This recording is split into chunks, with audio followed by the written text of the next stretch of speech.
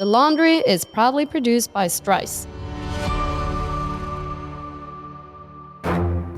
We are at client sites where they still use spreadsheets to manage that. 80 columns, 40 columns, 150 columns. They buy hundreds of rows and they update this every 30 days, put it on a shared drive. The risk there just gets me anxious talking about it.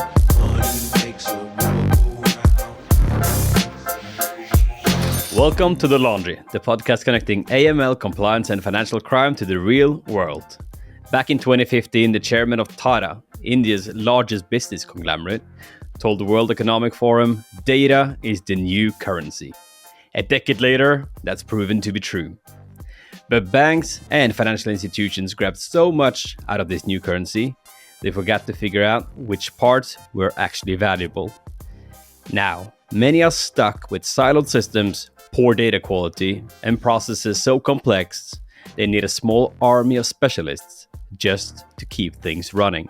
So, is it time for a reset? Should you throw out your old data and start fresh? I'm your host, Fredrik, Head of Strategy and Business Development at Strise. And in this episode, we're discussing what you are getting wrong about data. We'll be discussing how data collection became bloated, the impact this has had on the information, the responsibility, and the decisions financial institutions make with it, and how financial institutions can tackle this issue. To dive into the topic, I'm here with Bobby Bing, Global Head of Client Lifecycle Management at Davies Group. Welcome to The Laundry, Bobby. Can you tell our listeners about you, your background, and Davies Group? Sure. As you said, my name is Bobby. I have been with Davies for the past 3 years. I am the global head of our client lifecycle management practice. And prior to joining Davies, I was with Santander for a couple of years as their chief administrative officer in the commercial bank. And prior to that, I was with HSBC for about 14 years in a number of different roles, all within the front office, but predominantly around KYC and AML. I was the global head of client onboarding, and then finishing up there as the chief administrative officer within the private bank. Thank you for the introduction. Let's jump into the discussions for today. So let's start by looking at the issue around data and compliance, the way that we see it now in 2025. So Robert, you wrote a whole paper around this idea. What made you write about this topic? I did. So I wrote a paper entitled The Importance of Data in CLM. And the driver for the paper was that as I go to different clients and I see how they're managing their onboarding processes, their periodic review processes, and we execute these client onboarding assessments, most people think that data is a data problem for data scientists. Data, it's on the back end of your systems. It's, when people hear data, it's like, oh, it's big data. Actually, I've come to the realization that it's not. Data starts on day one of prospecting with a new prospect. So I think we overcomplicate data. And yes, it's complicated on the back end. But for me, in my world, where I predominantly operate within the first line of defense or second line of defense, data is involved in everything they do. And the procurement strategies are important. The management and maintenance strategies are important. So I just thought people were overcomplicating it. So I decided to write a paper of the importance of data within the simple functions that we do, such as client onboarding, periodic review, and all the other activities that go along with that. That makes so much sense. What kind of examples have you seen? Maybe with or without naming any specific names, but have you seen any examples as to where big organizations have gotten this completely wrong and lost a lot of potential revenue/value? Absolutely. So when we take a look at data, right? So I think originally for client onboarding many years ago was about the customer, right? KYC, know your customer. And then you have the regulatory requirements getting tighter and tighter. So banks said, okay, now I need additional information. So let me just add it on. And then as where banks continue to move and becomes more competitive and there's more financial institutions, it's, well, we need more revenue, so let's get additional data points on the marketing side. So as opposed to strategically kind of bifurcating those and attacking and securing or procuring those data points as they go, it's let's put it all together and ask our clients 1,000 questions when they're onboarding their client, right? When they go through the onboarding process. So that's elongated the onboarding times. It's made the RM's job more difficult from acceptance to account opening. It's made the operational team's job more complicated. So what I'm seeing in the marketplace right now is that it's everything all at once, right? So the banks want to start marketing on day zero of onboarding a new client, which they've already agreed they're going to be with you for a while. There's a process of doing that.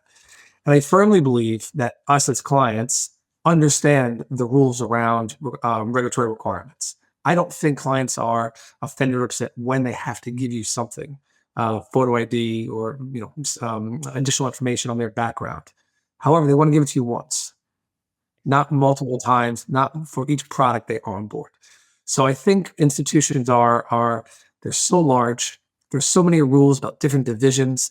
It is very hard for them to collaborate internally and leverage each other's data. So that is a big piece of what we're seeing at the moment. Would you say that the data silo problem it's obviously been around for quite a few years now, but that it's gone down, that enterprises are starting to wake up to the importance of frictionless onboarding and being able to consolidate the information into more of a single source of truth so that you don't have to upload your passport or identity verification documents multiple times for different products that you consume? It's interesting. So I think I'm going to answer it in two ways.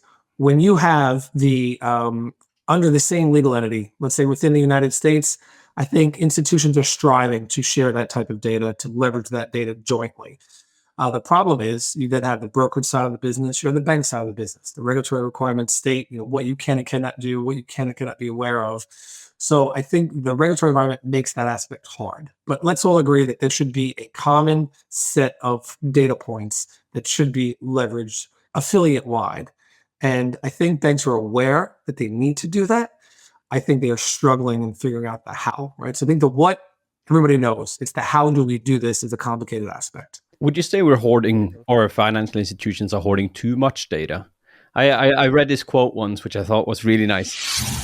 Hoarded data is the enemy, and the enemy of clarity is clutter disguised as control. So I think institutions are really, it's not so much the data is the clutter. You know what it is? It's the requirements, it's the policies that are clutter. Because the second line of defense is responsible and own the policy. And they release it to the first line. And the first line responsibility to determine and create procedures on how we're going to satisfy this requirement. So each new requirement typically correlates to multiple data points. So I think the institutions in the first line are underwater with all that they're doing from a regulatory, from a sales, from a pressure perspective, that it's like, okay, we'll just add another question. Okay, we'll just add another question. One thing I like to think myself and my team are very good at is how can we minimize the impact on the client by asking fewer questions, but still sourcing the same information that you need to satisfy all of your requirements. So I think it's the additional requirements, the regulatory burden are correlating to additional data points, and the banks are just saying, add to the list, add to the list. So what do you think is the best way of mitigating the risks of adding to the list? Should there be a more structured type of recommended data points set from the regulators that you have to collect, and then the bank should be better at saying, as long as we have these, we shouldn't go overboard. We don't need more data hoarded into our systems after that. Yeah, I love how you use the word overboard. So my favorite word is gold plating, right? Every client I go to, I talk about gold plating. And if you look at what's happened in the marketplace, whether it be TD, whether it be Wells. U.S. authorities have slapped TD Bank with a historic $3 billion fine after the bank pleaded guilty to multiple charges, including conspiracy to commit money laundering. TD Bank created an environment that allowed financial crime to flourish. By making its services convenient for criminals, it became one. When there are infractions released like that, and the Department of Justice is holding press conferences, compliance officers are listening in other institutions. So they're listening, they're watching the 30-minute YouTube video, and they're taking notes and saying, okay, they're going back to their organization saying, I think we should add this requirement. I think we should add this requirement. So people are listening. So I don't know if it's the regulatory burden's never going to change. It's how are we adapting to that? How are we incorporating those changes or those rules or those fines or those findings into our processes? And I am a big believer that it's the process, right? It's A number of institutions, and I know we're going to talk about this, are still using paper. They're still using spreadsheets. But those that have evolved and they're using cloud-based systems, any of the CLM tools that are out there. So you have these tools that allow you to build effective journeys where you're entering the data once. And the point that I'm making here is that when that data is entered, it stays and follows that relationship. If another business unit or division is opening an account for that same relationship, they're able to leverage that because it's in the same system.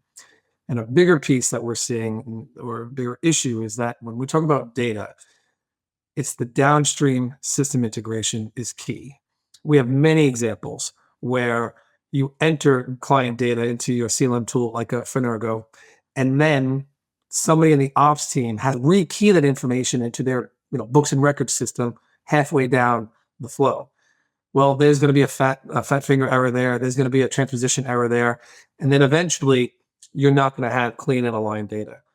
So for us, it really starts with having the right vessel or vehicle to capture these data points to ensure an effective journey downstream. That makes so much sense, because obviously everybody wants to get to, or hopefully wants to get to a point where you enter the data once, and then that's the single source of truth that flows into all systems. But a risk in all of that is if the data changes, so the static image that you put in isn't connected to enough dynamic input over time, so that the client risk might evolve, might change, and that's not being picked up and flagged as the client relationship evolves over time. So it might be that the risk assessment done when a customer was onboarded in 2012 is way different than in 2025. And for all its faults, refactoring the inputs does force certain individuals to have a second look or third look, or unfortunately a 10th look at the customer profile. So there is also a risk in terms of over automating. So I'm curious to hear your thoughts on that. Yeah, so it's interesting when our firm has the AI conversation regularly. Clients ask me all the time, what about AI? Every conference I go to, there's an AI agenda item. I have a different opinion on AI. I think with transaction monitoring, with screening, and the risk mitigants of large scale client base, of screening of client base, I think AI is going to be very helpful and allow you to eliminate a significant number of false positives and all the benefits that comes with. But client onboarding, I never see AI taking over client onboarding. Maybe on ID verification, sure, on the facial features, but people like people. They like to have conversations, whether it's a branch level client or high net worth individual going to a private bank that has very high standards. It's that personal connection. So you need to meet these folks. You need to ask them questions about their history. Where did you earn your funds, right? I mean, I was at an institution where we literally tracked their source of wealth back to their first dollar in terms of how did you make your first, million or your first 100,000, because that's the basics for everything else you've done.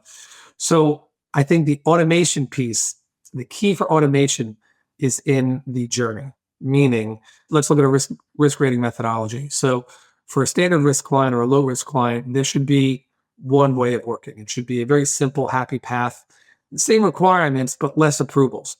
As you increase to medium high, or super high, that is where AI comes in very handy for institutions today. Again, going back to some of these automated systems. You have the ability of redirecting, the system knows this is low risk, it needs to go to a relationship manager for approval. This is high risk, it needs to now go to compliance. It has an indicator where it's part of this industry. Okay, this now needs to go to our management committee.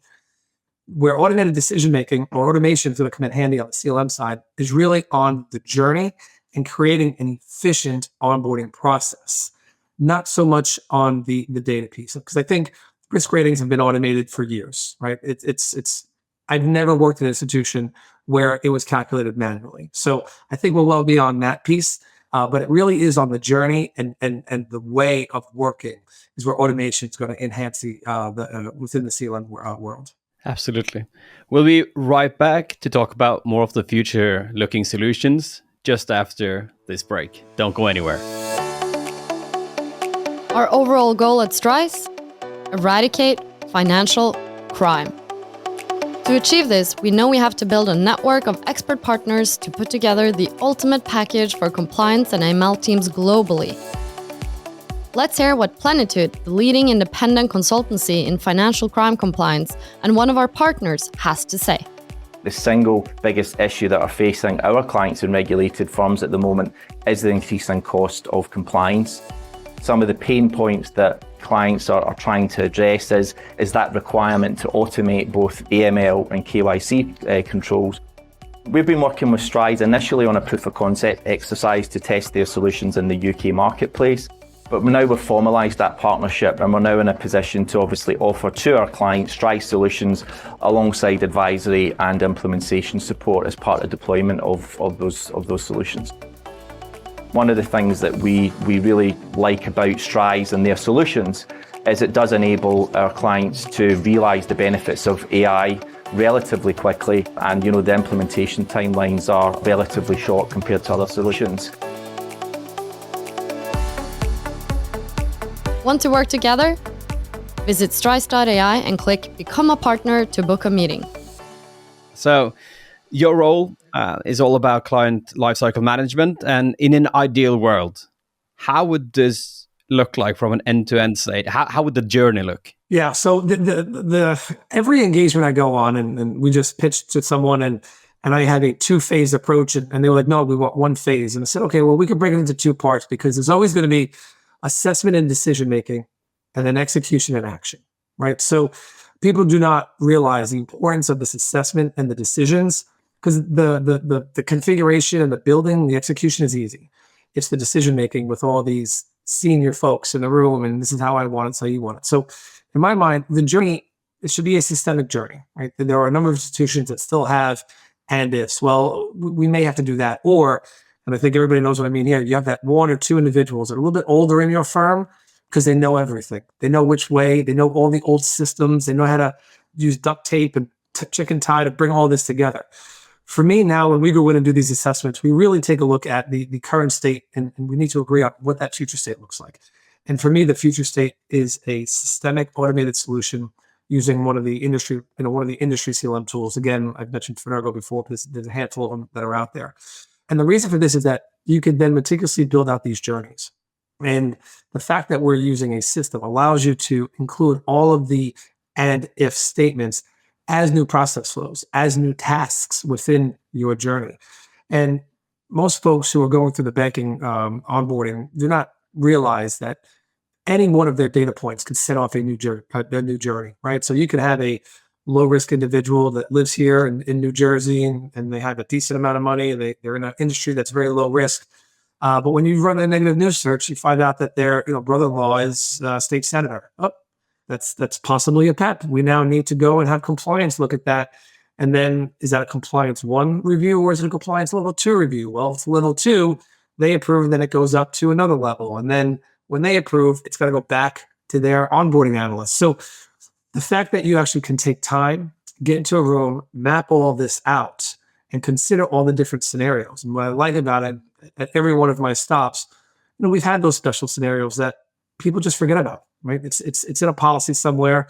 And then you find out about it 3 months later when you've made a mistake during your onboarding, and you get hit with an audit issue, and you're like, we missed it.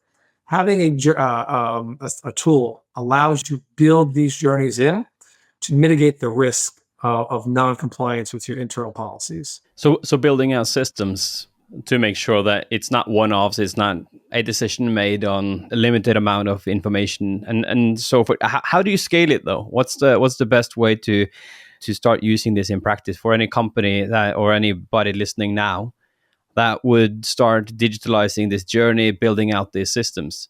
Where do you start? So I think most institutions have something, right? Let's just agree that they all have something. I would say a lot of them have in-house built systems, which is challenging because there's pros and cons with both. The in-house systems do not update as regularly as they need to, like some of the ones that are leveraged or subscription-based, because that is their job full-time. They're looking for regulatory updates. They are worried about their customers, and they're enhancing, they're adding note features, they're adding the ID&V features, they're adding additional configuration options. Whereas when it's in-house built, it's like a cruise liner. It's very, very slow, right? Submitting change requests and finding budgets. So for me, in terms of how do we start, is really assessing where your pain points are, right? Because again, a lot of it's a haul to implement a new system. It's a 6 to 9 month initiative. It's disruptive.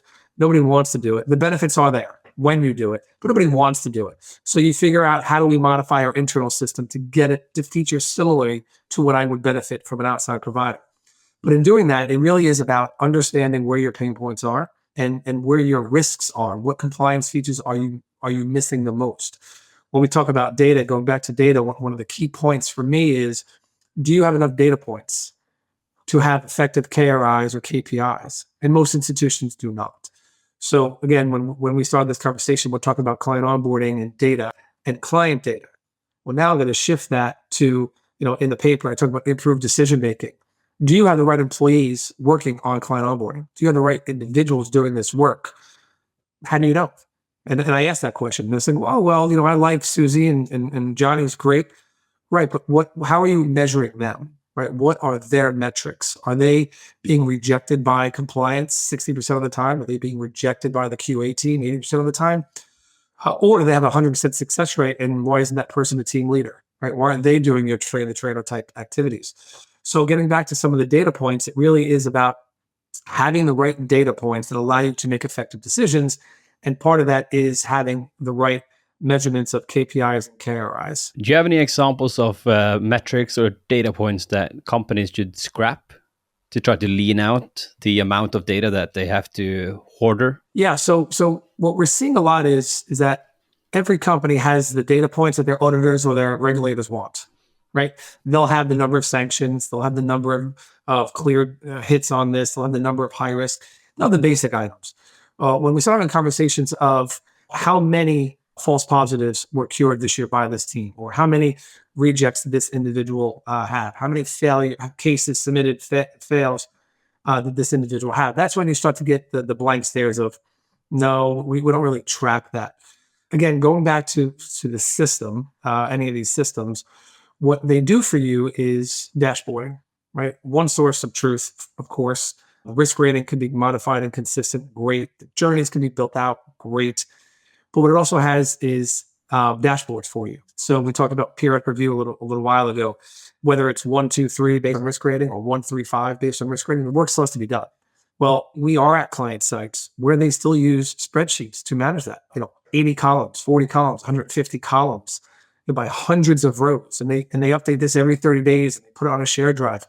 I mean, the risk there just gets me anxious talking about it. Would you say that this is live in even reputable type of companies with quite large customer portfolios as well? 100%. You may have one of the, a credit card in your wallet, but yes, they are. And it's common. It is common. So when we go in and we look at that, and we look at that as one, the effort is there, and that's one thing, that the institution's effort is there. They know they need to do it. They do the best they can.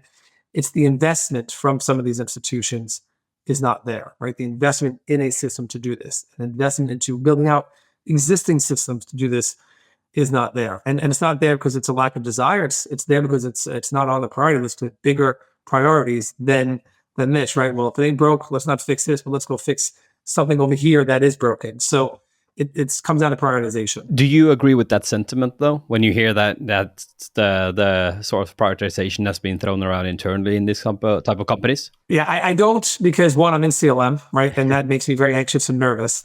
But two, talking about quotes earlier, if you think compliance is expensive, can you imagine how expensive the lack of compliance is, right? With some of these numbers that are being filed, it's like, wow. So I think from that perspective, it should be a priority. And I think there are easy solutions out there to implement that allow a lot of the work being done on Notepad or shared drives or spreadsheets can be converted to a systemic solution, even if it's not the end-to-end journey, right? But a database that you're building that allows you to hit a button and tell you these are due the next 90 days, 120, 180 days, and prioritize on that aspect. But keep in mind, peer review isn't the only dashboard that's needed. It's going to be any item that you've identified as a trigger event, such as a negative news that popped up overnight that has to then go down and be triggered for a review. It's maintenance to accounts. It's changes such as legal address or name, somebody got married, or industry, or came into wealth and have to update their KYC profile. So it's not just one aspect that has to be managed. It's all of it. But the core, at its core, KYC is simple. It's very simple. We have a number of questions that we need answered. The prospects typically don't have an issue answering them once.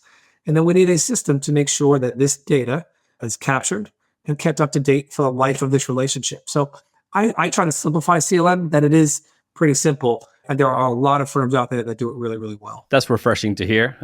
That's really good. And what's your perspective on data sharing? Hypothetically, a company that has gotten a lot of great data put into the CLM system, now they want to help other companies potentially save time, lower the risk, and so forth by enabling more information to be shared into different financial institutions as one example? Yeah, so I just think the reality of that is not likely or high, especially places like the US or with the strict privacy data rules in the UK or Europe. So I think it's unlikely. I found it very interesting in Canada, where the government is moving to or looking to do a central repository that they could then have that shared data with the financial institutions and other institutions where clients or individuals sign up for that. But I think the reality of that happening in my industry is nil. I don't think I'll see that in my lifetime. And here's a reason why. When we talk about the complexity of data, I think from a regulatory perspective, we all have to abide by the same rules. So technically, one would think that we can have one set of requirements for every institution. The issue comes down to risk tolerance. So X bank is very risk averse and very conservative, and they're going to add an additional 100 data points to make sure that you are buttoned down as a prospect and we can do business with you. Other institutions have a higher tolerance for risk. So they'll have the base questions and maybe a handful more. So when people refer to the different institutions having different requirements or data issues, it comes down to what their risk appetite is and how much do they want from a prospect before they will onboard that as a client.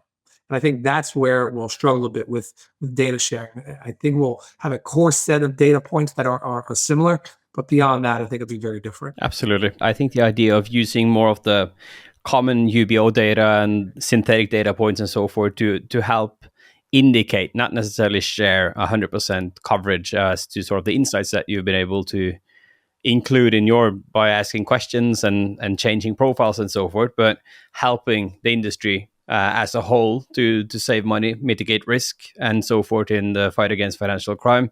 We will see a spike in sort of the simple data points being shared. I hope so, at least. I'll go to a more business response then.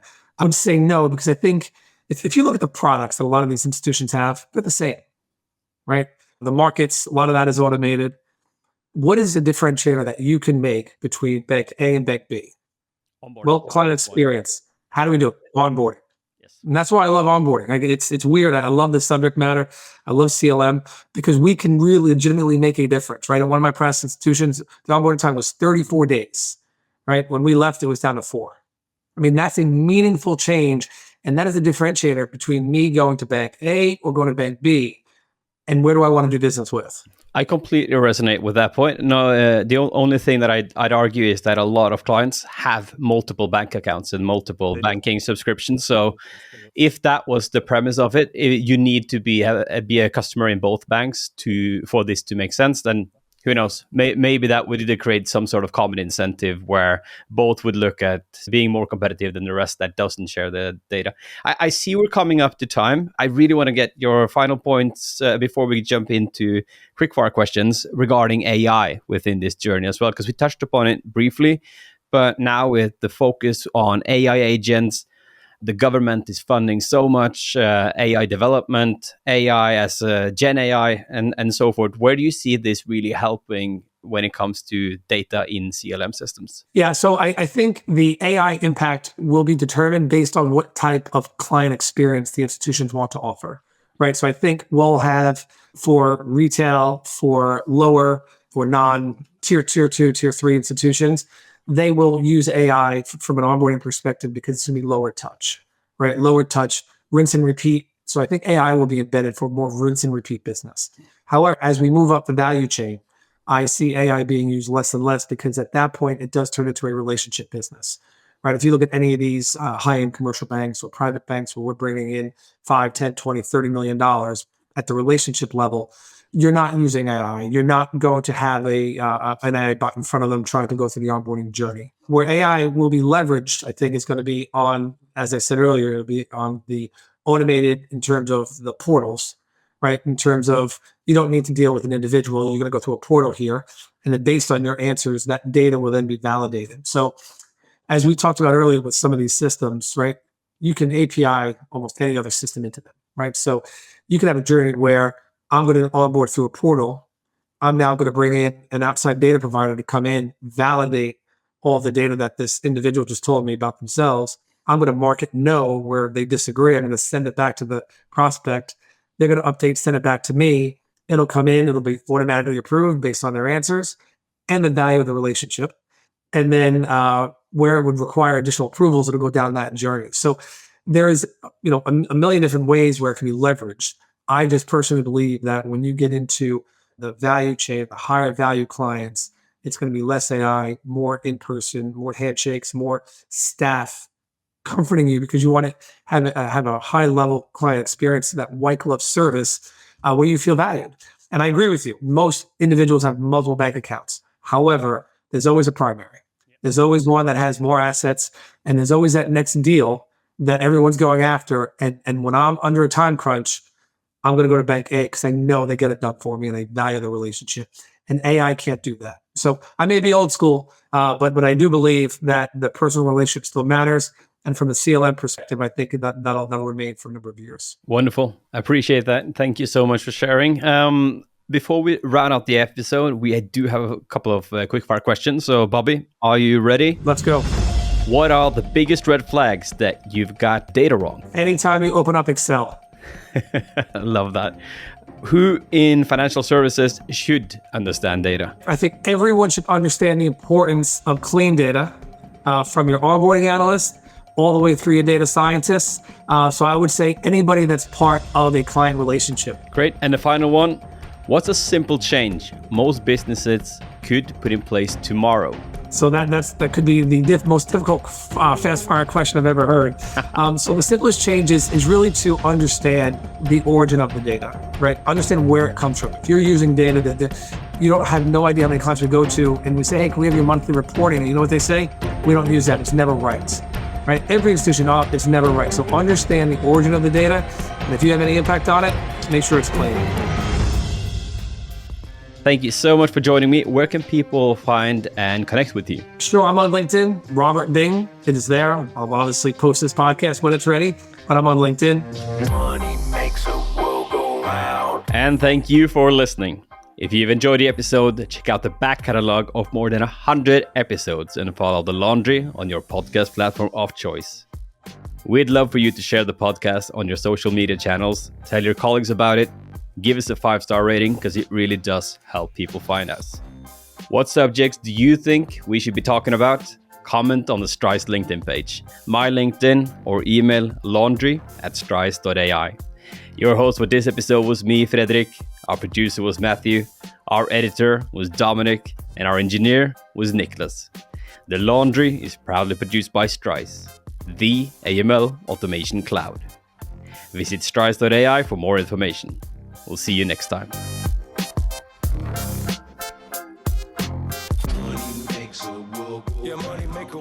Okay, take 2. How now, brown cow. There we go. The Laundry is proudly produced by Strise,